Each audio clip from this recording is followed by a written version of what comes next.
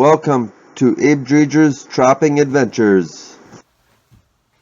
Okay, I'm gonna make a video here today. Finally, I have had a lot of requests about videos on my Coyote baits and my snare setup and what I look for, and so I'm finally gonna do a video on this. I just haven't gotten to it. I know I haven't made a video in a long time. I do have a bunch of videos that I just haven't uploaded yet. So today I'm going to make a video on my snare setup, my Coyote snares and tools that I use. One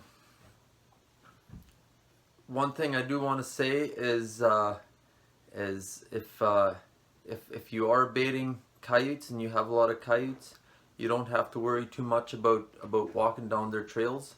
Wolves are a different story. You do have to watch out on wolf trails. You don't want to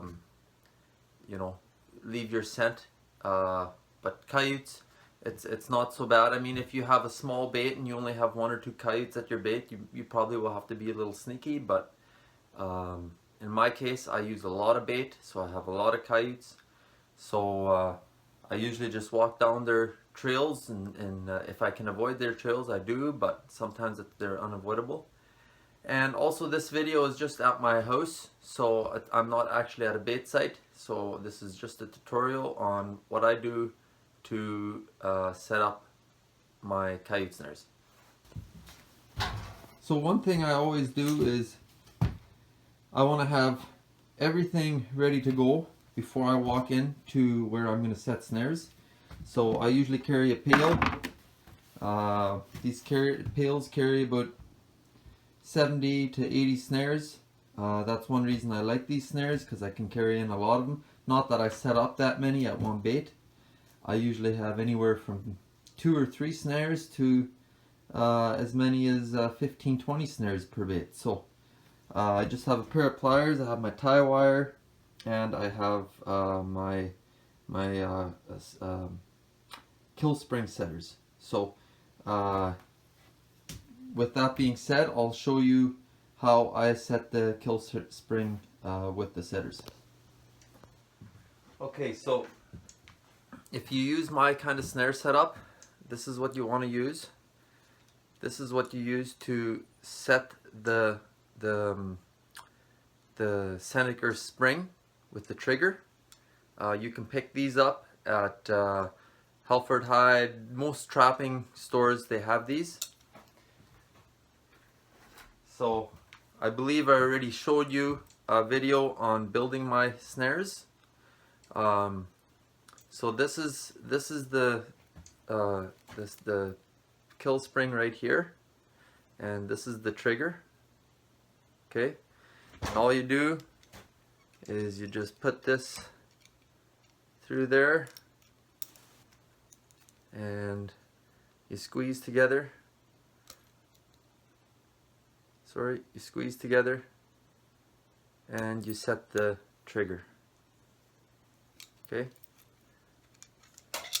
and now your Snaring kill spring has been set.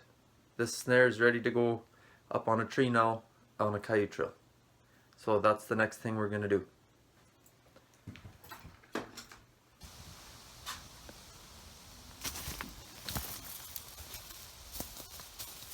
Okay, so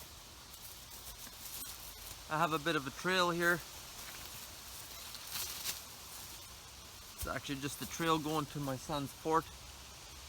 But this is kind of what I look for, you know, a coyote trail. I got a good tree here for an anchor. You probably want to use, I don't know, nothing smaller than this tree right here. Probably about as big as your forearm. That's probably the size of the tree you want to use. I already cut my support cable here. So this is number 11 tie wire.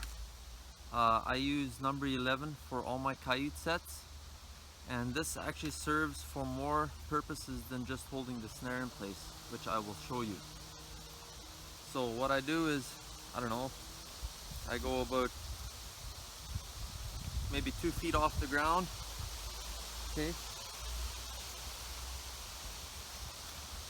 I wrap it around, give it a twist with my linesman plier so it's nice and sturdy. You don't want that snare flopping around on you. So that's good and sturdy right there. Okay, now I have my support cable right there. I got my Coyote snare here. I had a fella ask me about why I cut my snares, because I have an inline swivel in my snare. So this is the snare part of it. When I catch a coyote, the snare is ruined. So I just snip it right here. Then you can reuse the tail of the snare. This is a 3/32 tail with a 1/16 1x19 snare cable. Okay, all I do is I'll wrap that around the tree. I try to go a little bit high because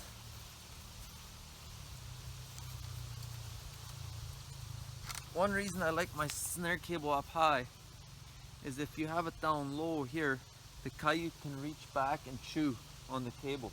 If it's up high, then the support cable where the lock locks, it's up here, and there's no way for them to turn their head and chew. Okay, and then I just open my snare.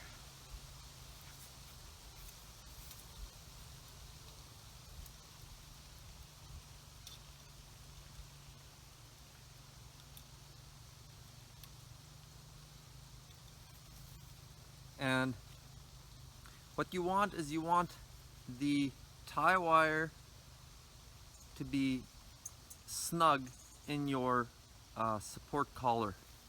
So in order to do that, I just give this guy a little bend up and then just pull that up. Now this is just a little bit snug, and that's actually very important. Okay, so there's my coyote snare. I hope you can see that. There's my coyote snare, and it's about the right position too, the right height. I like to be, I don't know, about 14 inches off the ground, maybe, something like that. Might be a little high. I'd say anywhere from 12 to 14 inches off the ground. That's where you want the bottom of your snare to be. So this snare would be ready for action now. I'd be done with it. I'd be walking away. But what I'm going to do is I'm going to show you what this actually does.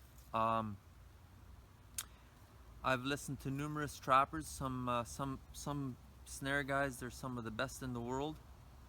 And what happens when a coyote hits a snare is he might not hit this at full pace, like at a running speed. So what happens if he walks in here, this snare will fire very, very quickly. Okay, now this is a used snare, but so this snare now is around the coyote's head. This hasn't, the trigger hasn't fired yet, and he hasn't pulled off. But once he feels this snare, he's gonna feel a little bit of restriction right there. Once he feels that restriction, usually what happens is he tries to back out. And when he feels that restriction, he gives it a big yank. Okay? He gives it a big yank, it comes off, and this trigger fires. And once that trigger fires, this is a big reason why the trigger will fire, is because he gives him that extra yank. And when that trigger fires, it's game over. I've had extremely humane kills using this system. I would have used it on my arm, but I did that once and the trigger fired, and I actually had to cut this cable with a plier because it cut off all my blood circulation and I had a big mark on my arm. So I'm not going to do that again. But that's what happens. And you know, an interesting thing that I heard from a snareman is if you catch a coyote properly, you'll notice that the hair on the back of his neck they're not going down anymore by the snare, they're actually going up toward his head. And one reason for that is that Coyote had to draw, has tried to back out of that snare. Okay? So this thing fires, and that Coyote tries to back up, and what happens is that hair pulls back as he pulls back.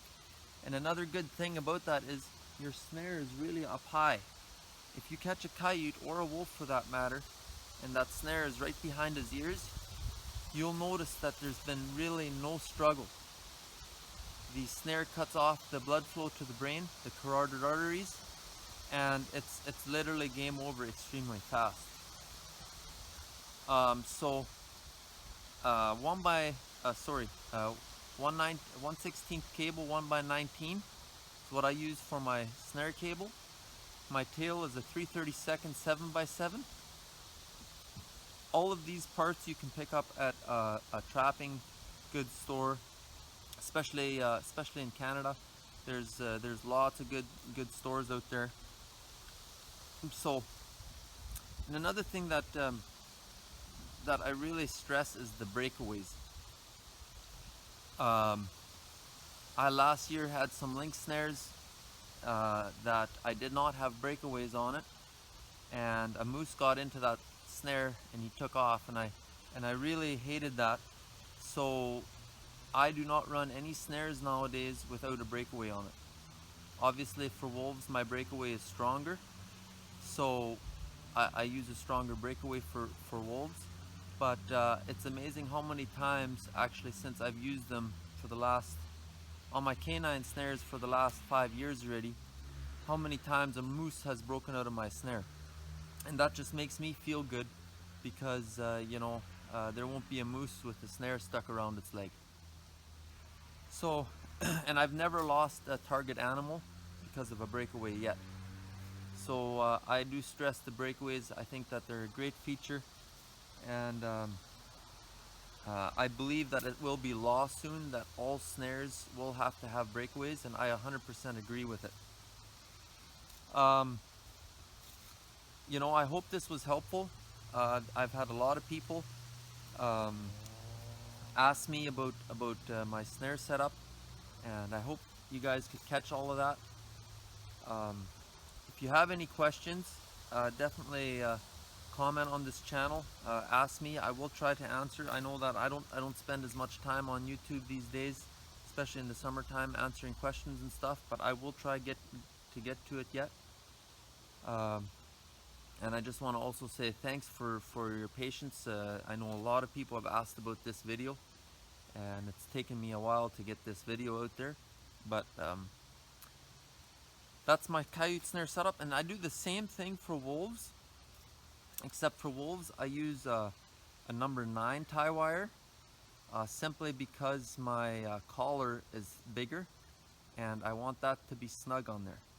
I have trouble getting a number 9 wire in this collar.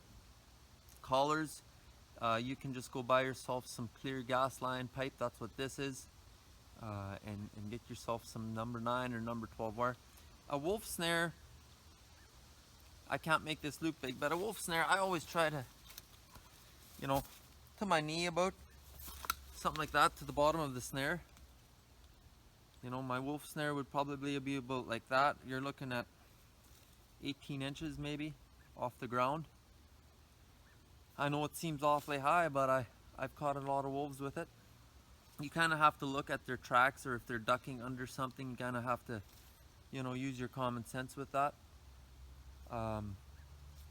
One thing that I look for setting up my Coyote snares is when I come into a bait, especially if I got a lot of baits out there, I'm going to be hitting the trails that are most used by the Coyotes. And I'll get in and out. I'll set, maybe 4 or 5 snares on the best trails I can find, and move on to the next bait, because time is always a problem.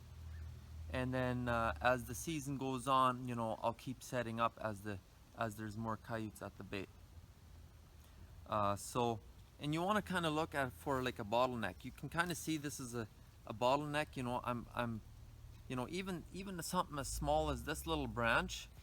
will make that coyote come here. So I'm not in the middle of the trail with my snare.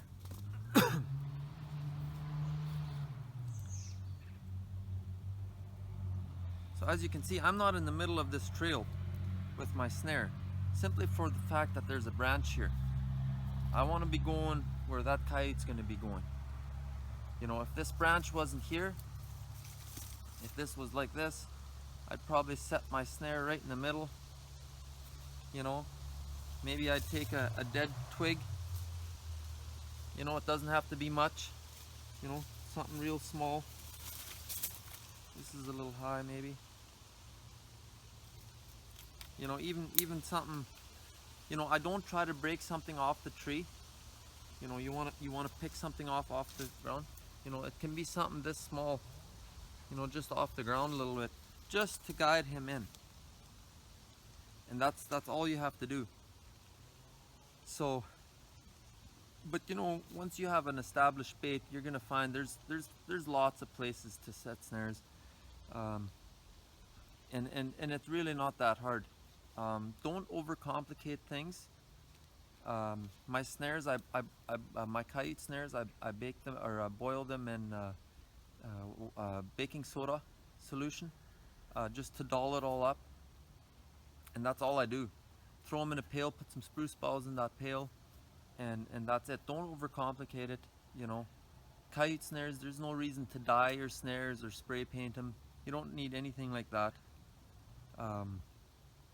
You know, if this was a really well-established trail and I can get in from the side, I might be setting up, you know, over here. I might be sitting over here and setting this snare. You know, just use your common sense. But if it's a really established bait and there's a lot of coyotes, I'll walk right down their trail. And I'll stand on their trail and set my snare. Coyote snares, lynx snares, I don't use gloves, you know. I'm just out there, take my gloves off, I handle all this with bare hands. Wolves, I do use cotton gloves that I store with my snares. Wolves are definitely smarter, they have a better nose. But you know, we can't give these animals too much credit. You know, they are animals. And as long as you use your common sense and set your snares properly, I stress you want to set a snare and be as humane as possible. I cannot stress that enough. You know, use proper equipment too. You know, it used to be, you know, you could buy snares, all they had was a cam lock without the modified cam lock. And you know, those snares in my eyes were not a humane way to kill animals. A lot of people would disagree with me on that, but you know, after using this system, I'll never go back to anything like that. I do try to get my animals as humanely as I can. Like I said, I cannot stress that enough. And that's my snare setup. So I hope this has been helpful.